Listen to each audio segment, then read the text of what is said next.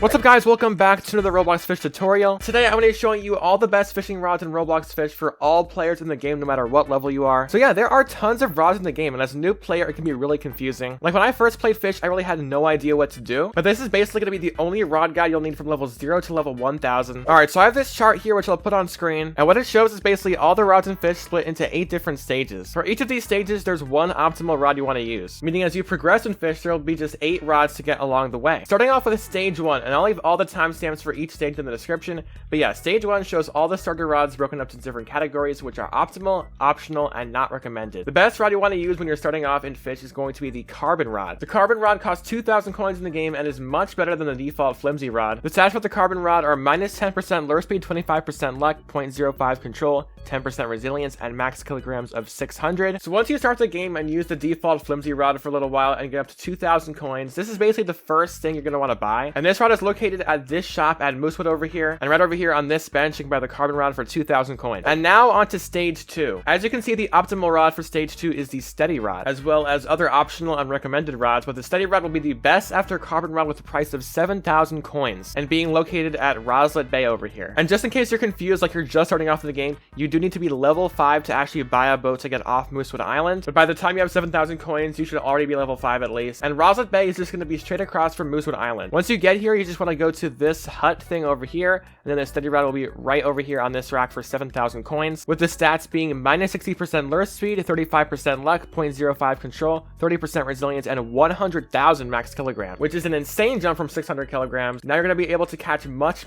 more fish in the game. Now onto stage 3, which is going to be a pretty decent jump. The third rod you want to get in Fish will be the depth seeker rod for 40,000 coins located at Atlantis. And just in case you don't know how to get to Atlantis, I actually have a whole nother video showing how to get there. I'll leave that in the description along with any of my other tutorials for rods that I show in the video. But yeah, back to the third rod, the depth seeker rod. Once you get to Atlantis, all you need to do is head to the merchant over here, and then the depth seeker rod will be right over here for 40,000 coins with stats of 55% lure speed, 70% luck, 0.17 control, 25% resilience, and 50,000 max kilograms. So I'll just go ahead and buy it. And one extra tip I have for the depth seeker rod is that it's actually not recommended to enchant this rod. However, the best enchantment in the game for all rods, just as a tip for like everything in general, is the hasty enchantment, which is to instantly hook fish onto your line. Now onto stage 4, you guys can see that there actually isn't an optimal rod for this level, and that's because it's kind of optional and you can skip this level if you want just to save money or whatever. This is mainly because the mythical rod, which is the top rod in this level, is pretty equal in price but significantly worse in stats to the optimal rod for stage 5, which is the trident rod. So yeah, honestly, if you just want to save time because the trident rod is hard to get, you could get the mythical rod, but in general it's more useful to just skip to stage 5 and get the trident rod. And now for stage 5, you guys obviously know what the optimal rod is,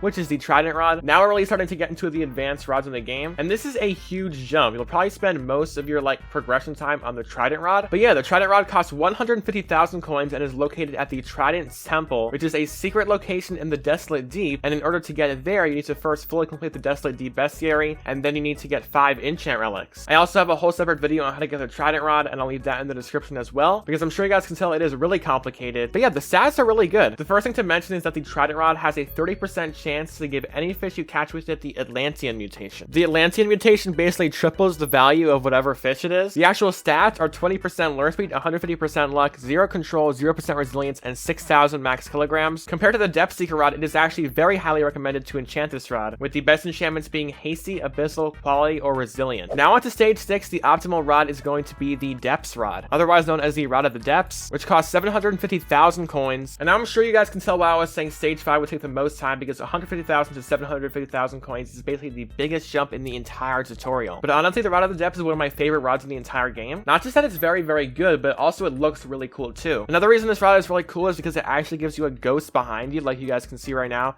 I have a ghost behind me, and the ghost also gives a bonus fish every 3 catches. So the Rod of the Depths is very hard to get. Again, I have a whole separate tutorial on how to get it in the description, and the Rod of the Depths is clearly very popular because it's actually my most viewed video ever. But that's besides the point. For the stats, it's 65% lure speed, 130% luck, 0.15 control, 10% resilience, and 30,000 max kilograms. It is also, again, very highly recommended to enchant the Rod of the Depths, and the best enchantments are Quantum, Clever, Hasty, Wormhole, or Herculean. Anyway, before the next rods in the progression guide, if you're enjoying the video and finding it informative so far, I would really appreciate if you would like the video and subscribe so we can hit 100k subscribers. But yeah, so for stage 7, the optimal rod is going to be the Zeus rod, which is another one of my favorite rods because honestly, everything from the Atlantis update is my favorite. But yeah, the Zeus rod is very good and also very expensive. expensive. You're able to get it after completing the Zeus trial puzzle in Atlantis, and it costs 1.7 million coins, so I'll just go ahead and buy it right now. Each catch offers a 10% chance to turn the nearby area into a thunderstorm that lasts for 5 minutes, and the thunderstorm will double the effect of shakes and will mutate 95% of fish with the electric shock mutation. The Zeus Rod also has really good stats, with 70% lure speed, 70% luck, 0.15 control, 20% resilience, infinite max kilograms. It is really good. So yeah, I'm sure you guys can see now why it's so expensive, and a really good enchantment for the Zeus Rod would be the steady enchant. Now on to the last stage, the 8th stage. You might notice something different on the graph. You can see there's a line between Zeus, Tempest, Challengers, Forgotten Fang, and Seraphic, and there's also just a simple line from Zeus to the Prism Rod. So the extra path is basically for like if you want to become the most overpowered you can in the entire game. The Forgotten Fang is only obtainable once you reach level 750, and the Seraphic Rod is only obtainable once you reach level 1000. So they are both very rare, very good, and very hard to get. If you would like to go down this path, you can. You might as well get the Forgotten Fang and Seraphic Rod when you reach those levels.